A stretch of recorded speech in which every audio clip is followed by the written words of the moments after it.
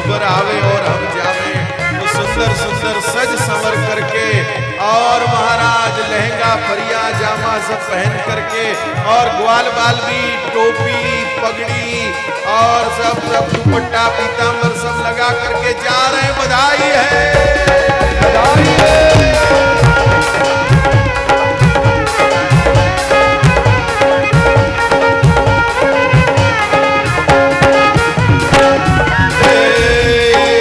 अष्टमी चा रात्रि गय मुनि चा काटी गोकुळ अवतरले। अष्टमी चा रात्रि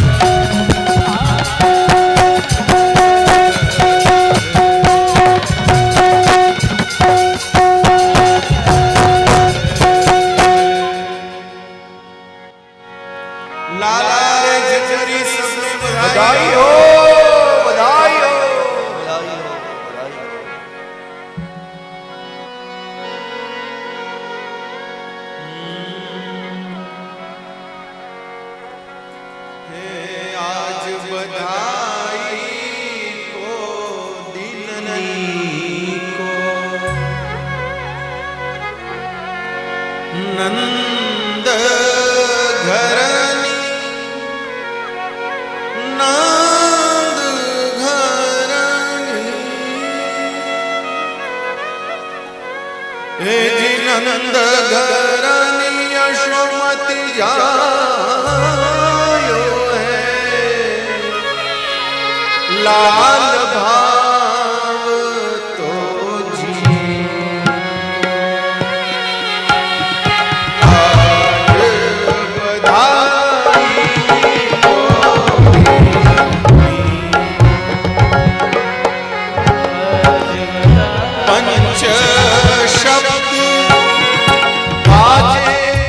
बाजे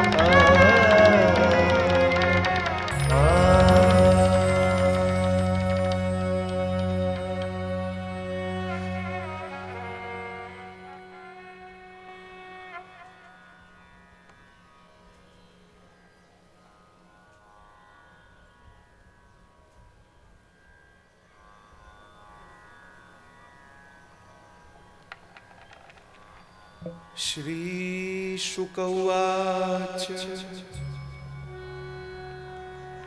नन्दस्त्वात्मज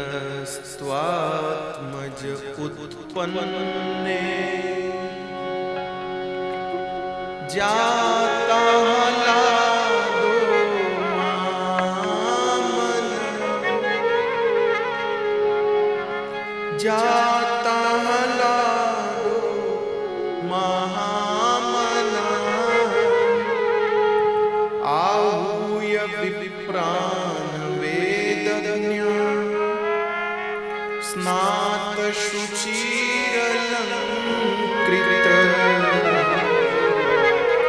वाचयित्वा स्वस्त्ययन् जातकर्मात्मजस्य कारयामास विधिवत् पितृदेवार्चनं तथा। नंद बाबा के लाला हुआ। इस सूचना ने नंद बाबा को इतना आह्लादित किया। नंद बाबा का हृदय एकदम विलक्षण आनंद से भर गया। कृपानाथ नंद के आनंद भयो जय कन्हैया लाल की, माने नंद बाबा के आनंद को देखकर लोग उत्सव मना रहे। कृपानाथ किसी को रोते देखकर कई लोगों को रोना आ जाता है।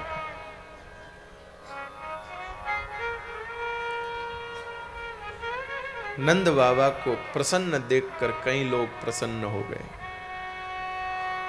कृपानाथ अपना दुख छुपा के रखना चाहिए, लेकिन अपनी प्रसन्नता एकदम खुल के प्रकट करनी चाहिए। यदि हमको खुश देखकर कोई और खुश हो जाते हैं तो अपने को हमेशा खुश ही रहना चाहिए, हमेशा प्रसन्न ही रहना चाहिए। यदि आपके मुस्कुराने से कोई मुस्कुराते हैं तो आपको हमेशा मुस्कुराते रहना चाहिए। दुख हो तो उसको छुपा लीजिए, मुस्कुराते रहिए।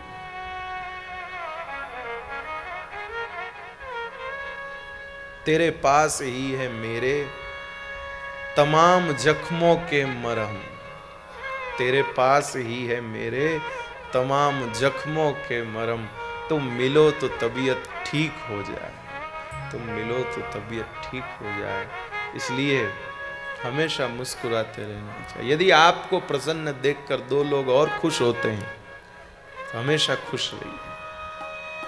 हमारे कारण कोई प्रसन्नता पावे, हमारे कारण कोई खुशी पावे, ये अपना सौभाग्य है, ये अपना सौभाग्य है और अपना सबसे बड़ा पुण्य है, अपना सबसे बिना खर्चे का पुण्य है। इसलिए प्रसन्नता प्रेम निर्मित करती है, प्रसन्नता सद्भाव निर्मित करती। इसलिए खुश रहना, हमेशा मुस्कुराते रहना। दुख तो आते ही होंगे, तकलीफें तो आती होंगी, प्रतिकूलताएं तो सबके आती भाई, लेकिन चेष्टा करें उसको ढक ले, उसको छुपा ले। हाँ, जिसके पास उसका उपचार नजर आता हो, जिसके पास उसका समाधान दिखता हो, उससे जिक्र कर लें, उससे बात कर लें, लेकिन उसको ढोते न रहें। अपनी समस्याओं को ढोइए मत, वजन मत बढ़ाइए अपनी खोपड़ी पे, उसका जिक्र कर लीजिए। जिनके पास उसका समाधान दिखता है, जिनके पास सॉल्यूशन नजर आता है, कुछ भी नहीं कहने से दिल हल्का भी हो जाता है, तो उनको कह दीजिए। कह के अपना मूल स्वभाव प्रसन्नता का रखिए, मूल स्वभाव प्रसन्नता का रखिए। तो ठाकुर जी को देखकर उत्सव बाद में लोगों ने मनाया, नंद बाबा को खुश देखकर उत्सव पहले मनाया। इसलिए लोगों ने ये नहीं कहा नंद के लाला भयो, नंद के आनंद भयो बस। हम इस बात का उत्सव मना रहे कि नंद बाबा आनंदित हुए। सोचिए क्या नंद बाबा को आनंद हुआ होगा कि जिसको देखकर लोग खुशी मना रहे। बेटे की शादी में बाप कितना ही नाचे, कितना ही खुश हो, कितना ही उछले, पर उसको देख करके अड़ोसी पड़ोसी या सड़क के किनारे खड़े लोग खुश नहीं होते, क्योंकि वो खुशी भी, माफ करिएगा अन्यथा मत लीजिएगा, नाशवान से जुड़ी हुई खुशी है भाई। वो नाचता गाता लड़के का बाप पहुंचा लड़की के बहू के वहां बेटे के ससुराल, और वहां उचित भेंट नहीं मिली तो वो नाचना गाने की खुशी कहीं चली जाती। काय दिले नहीं।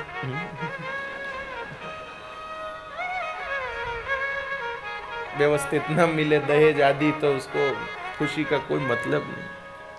लेकिन यहां पर जो प्रसन्नता प्रकट हुई है, यहां पर जो आनंद प्रकट हुआ है, ये वास्तविक आनंद है, शाश्वत से जुड़ा हुआ आनंद है, ब्रह्म से जुड़ा हुआ आनंद। नंदस्त्वात्मज उत्पन्न। श्री सुखदेव जी महाराज भी जो कथा सुना रहे हैं ना, तो वो सुनी सुनाई नहीं सुना रहे, जो आंखों से देख रहे हैं वो बोल रहे हैं। मेरे भाई बहन, मेरी तो ऐसी स्थिति नहीं है, लेकिन मैंने मेरे बड़े गुरुजनों के श्रीमुख से सुना है कि वक्ता के ऊपर भगवान ऐसी कृपा करते हैं कि वक्ता सिर्फ वो बोलता नहीं है, वो देखता जाता है, बोलता जाता है, देखता जाता है, बोलता जाता है, जो बोल रहा है वो देख रहा है। ऐसी कृपा ठाकुर जी करते हैं वक्ता के।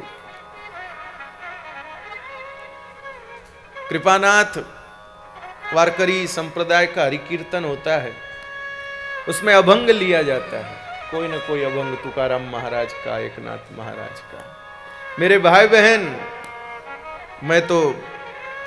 मुझे तो बाबा जी की कृपा से, मेरी वाले महाराज जी के साथ से कुछ कीर्तन सुनाने का अवसर मिला, और मैंने इन्हीं का प्रसाद परोसा, कोई वो बात नहीं। लेकिन मेरे दिल कोई अनुभूति होती है, मला ऐसा वाटत है कि जो भी वारकरी संत हृदय से अभंग की सेवा करे, तो जब वो अभंग गाता है और निरूपण करता है, तब उसका चित्त नहीं रहता, वो तुकाराम महाराज का चित्त हो जाता है, एकनाथ महाराज का चित्त हो जाता है, ज्ञानेश्वर माउली का चित्त हो जाता है। और उन्होंने वो अभंग लिखते समय उनकी जैसी हृदय स्थिति रही होगी, उस समय उनकी जो मनस्थिति रही होगी, वही मनस्थिति उस अभंग का कीर्तन करने वाले कीर्तनकार की निर्मित होती है, और वो उसी के बल पर इतना सद्भाव पूर्वक बोल पाता है। मेरे भाई,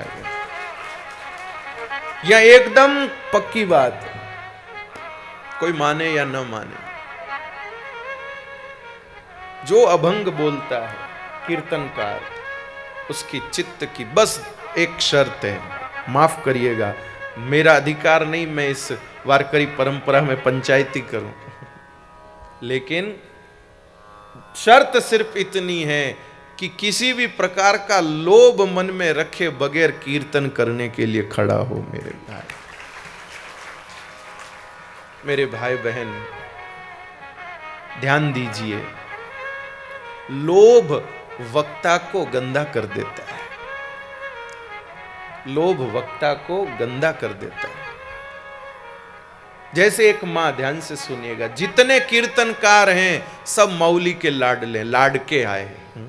जितने कीर्तनकार हैं सब माउली के लाडके हैं। ध्यान से सुनिएगा बात को। जितने कीर्तनकार हैं, लाडके मतलब प्यारे लगने वाले होते हैं ना, जितने कीर्तनकार हैं सब माउली के लाडके हैं। तो मां अपने लाडके बच्चों को कम थोड़ी देगी, खूब देगी।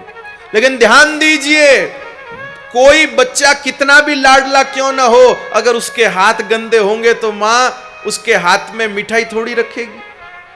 भले ही लाड का है, भले ही लाड का है, लेकिन हाथ गंदे हैं तो मां मिठाई हाथ में नहीं रखेगी। ऐसे ही हर कीर्तनकार, हर वक्ता माऊली का लाड़का है, लेकिन अगर लोभ से हाथ गंदे होंगे तो माऊली कृपा की मिठाई नहीं रखेंगे, माऊली अपने हृदय के प्रसाद का मिष्ठान नहीं रखेंगे, वो अपना चित्त नहीं देंगे आपको।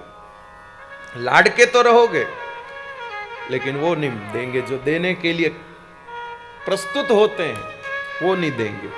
मेरे भाई बहन ध्यान दीजिए, हमारे राजस्थान में देवता आते हैं, आप लोगों के यहां भी आते हैं, उनको कुछ अलग कहते हैं। बाबा जी कोई ढोल की एक ऐसी आवाज होती है कि वो आवाज अगर होगी तो वो आएंगे, वो एकदम ऐसे ऐसे हो जाएंगे। जैसे कभी कभी हम लोगों की कथाएं होती है और ये ढोल वगैरह बजते हैं तो 2-3 माइयों को कभी आ ही जाते हैं और वो एकदम ऐसे उनके केश खुल जाते हैं और वो ऐसे झूमते झूमते आते हैं एकदम, और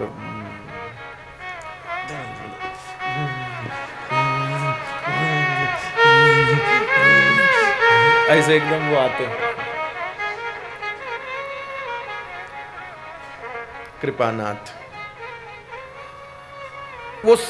अब वो क्या चीज है वो मेरे को इतना नहीं पता है, लेकिन एक ढोल की आवाज से उसके अंदर वो अपनी प्रकृति से विलग हो जाते हैं बाबा जी। उसकी वैसी प्रकृति नहीं रहती जिसकी उसकी सामान्य रहती। पतली दुबली माई में आते हैं, देखो महाराज ऐसे लगता है जैसे को ये तो उठा लेगी कितनों को, वो प्रकृति से विलग हो जाते। ध्यान दीजिए, जिस प्रकार मेरा अधिकार नहीं फिर भी मैं बड़बड़ कर रहा हूं बाबा जी के चरणों के आश्रय को लेके, महाराज मेरा अधिकार नहीं ये सब बोलने का, मैं इसका अधिकारी नहीं फिर भी बोल रहा हूं मैं बाबा जी के चरणों का सहारा लेकर के। कृपानाथ एक ढोल की आवाज बजती है तो एक व्यक्ति जो उस देवता से संबंधित है उसके भीतर आवेश आ जाता और वो उस प्रकार वो एक अलग स्थिति में पहुंच जाता। बस इसी प्रकार मेरे भाई बहन ध्यान रखिए, जिस प्रकार वो ढोल की आवाज उस व्यक्ति के, उस इष्ट से संबंधित व्यक्ति में उस देव का आवेश अवस्थित करती है, उसी प्रकार रूप पाहता लोचनी सुख जाले हो साजनी, ये गाते ही उस कीर्तनकार के भीतर माऊली आवेशित होते, माऊली अवस्थित होते, महाराज माऊली उसके अंदर प्रकट होते, गाते ही उसके भीतर माऊली पधारते हैं हित करने के लिए, उसको निमित्त बना करके, उसको अपना डाकिया बना करके और उसके माध्यम से सबको संदेश देते हैं। इसलिए वो वक्ता उसके बाद जो बोलेगा, चाहे सुंदर ते ध्यान गावे, चाहे रूप पाहता लोचनी गावे, उसके बाद वो जो बोलेगा वो अपने दिल से नहीं बोलेगा, वो माऊली के दिल से बोलेगा, वो तुकाराम के दिल से बोलेगा। इसलिए फिर उसकी जो सृष्टि है, उसकी जो अभिव्यक्ति है वो उसकी प्रतिभा नहीं है। अगर वो घमंड करे कि देखो मी कीर्तनामध्ये कितका कौतुक केला, तो उसका भ्रम है। अगर वो सोचे कि मैंने इतना जोरदार कीर्तन किया, मैंने इतनी सुंदर कथा सुनाई, तो ये उसका भ्रम है, ये उसकी नहीं है। ये तो माऊली खुद हृदय में बैठकर बोल रहे हैं, खुद तुकाराम महाराज बोल रहे हैं। महाराज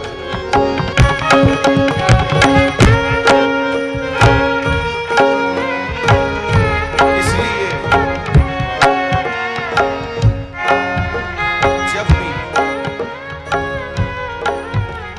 जब भी वक्ता या कोई कीर्तनकार तैयार होता है कहने के लिए, तो उसके भीतर आवेश आता है, उसके भीतर भी आवेश आता। माऊली का चित्त उसके, माऊली अपना चित्त उसमें फिट करते हैं। किसी का दिल कमजोर होता है ना महाराज जी, तो कमजोर दिल होता है तो फिर किसी दूसरे का हार्ट वॉल्व उसको लगाया जाता है। तो हमारे मन ऐसे कहाँ हैं, हम कैसे वातावरण में रहते हैं, कैसे वातावरण में रहते हैं, कैसा खाते हैं, कहाँ कहाँ जाते हैं, किन किन लोगों से मिलते हैं, कैसी कैसी व्यवहार करते हैं, हम लोग कहाँ इस लायक हैं कि जिस ऊंची स्थिति में पहुंच करके ज्ञानेश्वर माउली ने ज्ञानेश्वरी लिखी, तुकाराम महाराज ने जिस स्थिति में पहुंचकर अभंग लिखे, हम उसका वर्णन करें, हम उसका गाएं? ऐसी पात्रता, ऐसी स्थिति अपने में लगती है हमको? क्या वेद व्यास जी ने बद्रिकाश्रम में बैठ करके 18,000 श्लोक श्रीमद् भागवत जी के लिखे, उनको हम गावें, बोलें, पाठ करें, सुनावें, ऐसी लायकी लगती है? ऐसी पात्रता लगती है? नहीं, हम लोग कुछ नहीं करते हैं, वे आते हैं। माउली अपना चित्त उस कीर्तनकार के हृदय में पधराते हैं। ले मेरे दिल से बोल, अपना दिल उस लायक नहीं, अपनी स्थिति उस लायक नहीं, मेरे चित्त से बोल। तुकाराम महाराज देते, ले मेरे मन से बोल, मेरे चित्त से बोल। फिर जो निरूपण होता है वो माउली का निरूपण है, जो वर्णन होता है वो उनका निरूपण है। कृपानाथ, बस शर्त इतनी है, लोभ कहीं आसपास भी नहीं, लोभ कहीं आसपास भी नहीं हो, नहीं तो अपना कीर्तन कर्तव्य बन जाएगा, अपना कीर्तन कर्तव्य बन जाएगा। मैंने कई बार ये बात आप लोगों को सुनाई है, कई बार आप लोगों को सुनाई है। मैं वृंदावन में जब कथा थी, तो वृंदावन में कथा थी तो एक ब्रजवासी के मोटरसाइकिल पर बैठ करके मैं जा रहा था महाराज जी से मिलने के लिए, तो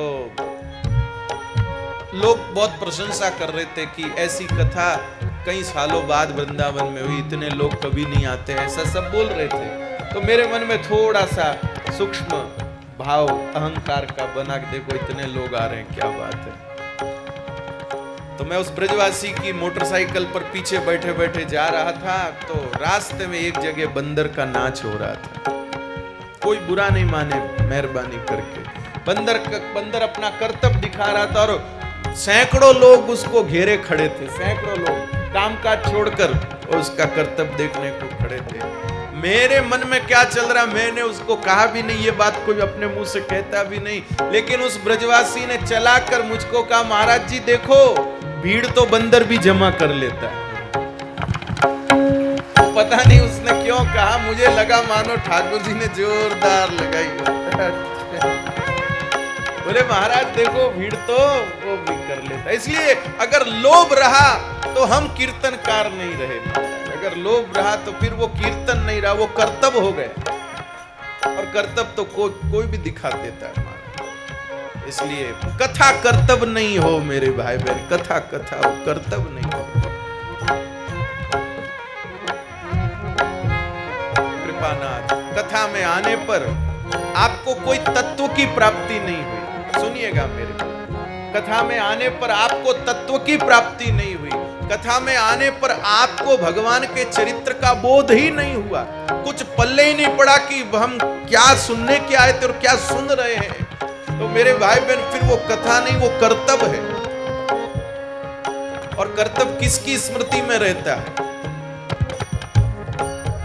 बंदर का नाच हमने कभी देखा, किसको ख्यालों में रहता है?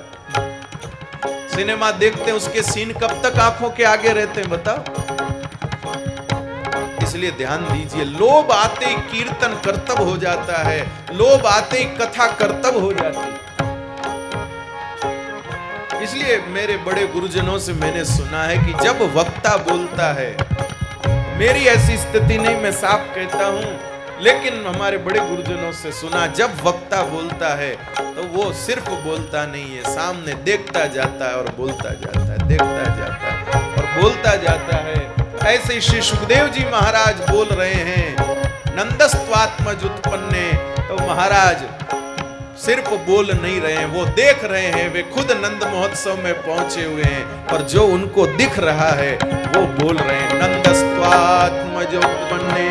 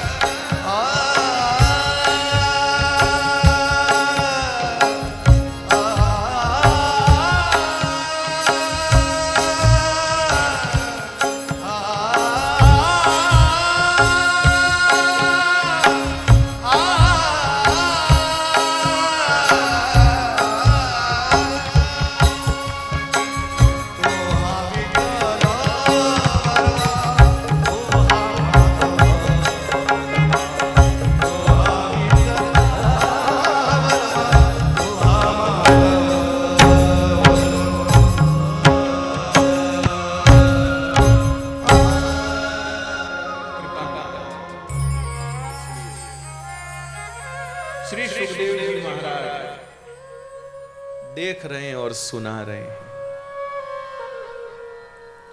तो नंद महोत्सव में सबसे ज्यादा आनंदित कौन नजर आ रहे हैं? नंद महोत्सव में सबसे ज्यादा आनंदित नंद बाबा नजर आ रहे हैं। इसलिए नहीं तो मां से शुरुआत करनी चाहिए। यशोदा यशोदोत्संग लालित, कुछ ऐसा श्लोक बोलते कि जिससे ये प्रकट होता कि यशोदा के छोरा हुआ। लेकिन कहां से शुरू किया? नंदस्त्व आत्मज उत्पन्न। नंद बाबा के यहां लाला हुआ है। नंदस्त्व आत्मज उत्पन्न, भीतर से आया है लाला, बाहर से नहीं आया। नंदस्त्वात्मजोत्पन्न। ब्राह्मणों को बुलाया, स्वस्ति वाचन करवाया, सबको बधाइयां दी गई, पूजा पाठ करवा लिया है अच्छे से, इसलिए अब किसी को दान लेने में तकलीफ नहीं है, सब आराम से ले रहे हैं। 2 लाख गायों का दान किया नंद बाबा ने, 2 लाख गायों का। और ऐसे ही नहीं पकड़ा दिख ले जाओ ले जाओ ले जाओ, सबको बढ़िया गहना पहनाया, गायों को सुंदर हल्दी तेल मिला के उनके ऊपर सुंदर चित्र बनाए, सजा सजा के गायों को दिया आभूषणों के साथ। जैसे बेटी को भेजते हैं ससुराल, ऐसे गायों को दे रहे हैं। और जो ले जा रहा है वो इतना खुशी खुशी ले जा रहा है कि ये लाला के जन्म की बधाई की गाय है, लाला के जन्म की बधाई की गाय। हमारे नाथद्वारा में बाबा जी जैसे वंशावली चलती है ना, जैसे तुकाराम महाराज की वंश है, एकनाथ महाराज की वंश परंपरा है, ऐसे हमारे नाथद्वारा में गायों की भी वंश परंपरा बहुत करीब 500 साल पहले। और गायों की परंपरा 500 साल पुरानी, मतलब एक गाय की वंशावली 500 साल से चल रही है। वो उसके बाद वो उसके बाद वो।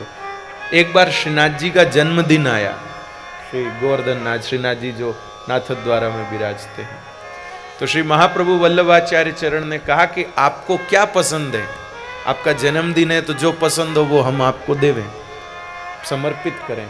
तो श्री श्रीनाथ जी ने कहा कि मुझे तो गाय बहुत पसंद है। अब देखिए आचार्यों की रहनी महाराज, अब चाहते तो किसी सेठ को, किसी श्रीमंत को कहते भाई मुझे भगवान को गाय भेंट करनी, तू पैसे दे मैं गाय लेके करूँ। श्री महाप्रभु जी के सोने की पवित्री थी, जो पूजा पाठ करते समय उसकी कुशा की पहनते, वो सोने की पवित्री थी, उसको बेच दिया उन्होंने। और उससे जो द्रव्य आया उससे गाय खरीदी और वो गाय श्रीनाथ जी को भेंट करी। और श्रीनाथ जी उसी गाय का दूध पीते थे। उस गाय की पीढ़ी दर पीढ़ी चलते हुए आज भी वो पीढ़ी की गाय, उस वंश की गाय, श्रीनाथ जी की मुख्य गाय वही है। आज भी श्रीनाथ जी उसी का दूध पीते, उसी की परंपरा चल रही। 500 साल से गायों की वंश परंपरा चल रही। और खुशी सबको किस बात की रहती कि ये वो वाली गाय है, ये उस गाय की परंपरा है जिस गाय को श्रीनाथ जी ने उपहार के रूप में स्वीकार किया था। तो जिसको भी गोदान मिलता वो सब इस बात की खुशी मनाते कि लाला के जन्म की बधाई की गाय है, जन्म की बधाई की गाय।